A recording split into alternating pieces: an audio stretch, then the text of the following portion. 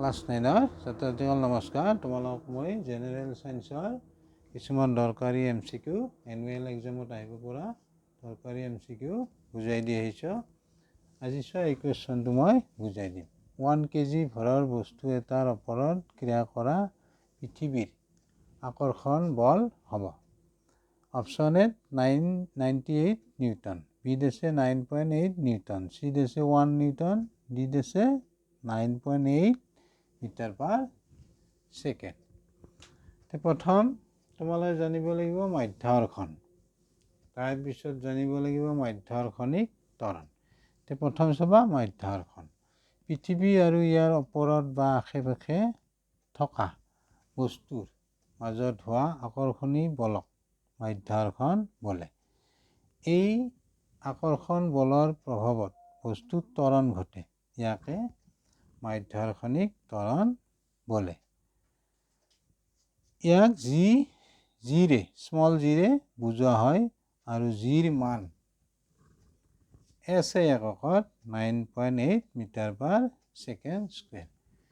চাবা মাধ্যাকৰ্ষণ কলা বুজি পৃথিৱী আৰু ইয়াৰ ওপৰত বা আশে পাশে থকা বস্তুবোৰক পৃথিৱীয়ে তাৰ নিজৰ কেন্দ্ৰৰ ফালে টানি থাকে আৰু এই টানা বলটোকে আমি কম পৃথিৱীৰ মাধ্যাকৰ্ষণ।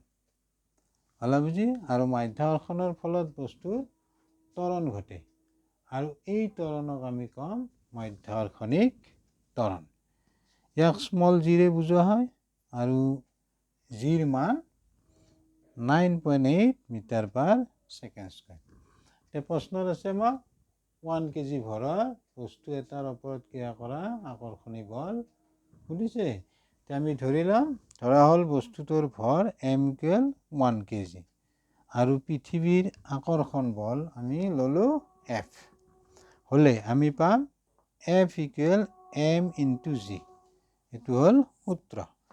এতিয়া চোৱা এমৰ ভেলু 1 kg, 1 kg, জিৰ মান 9.8 মিটাৰ পাৰ ছেকেণ্ড স্কুৱেৰ। এইখিনি চাবা, এইখিনিৰ পৰা আমি ৰিজাল্টটো পাম 1 × 9.8, 9.8 হ'ব আৰু এইটো কেজি আৰু এইটো metre per second square. Kg into metre per second square হ'লে নিউটন, এককটো নিউটন হ'ব। বলৰ SI একক নিউটন, এনেকৈ গম পাবা তুমি বলৰ SI একক নিউটন আৰু kg into metre per second square হ'লেও এককটো আমি নিউটনত লিখোঁ। তেতিয়া অপশ্যন চোৱা 9.8 নিউটন, বি, অপশ্যন বি।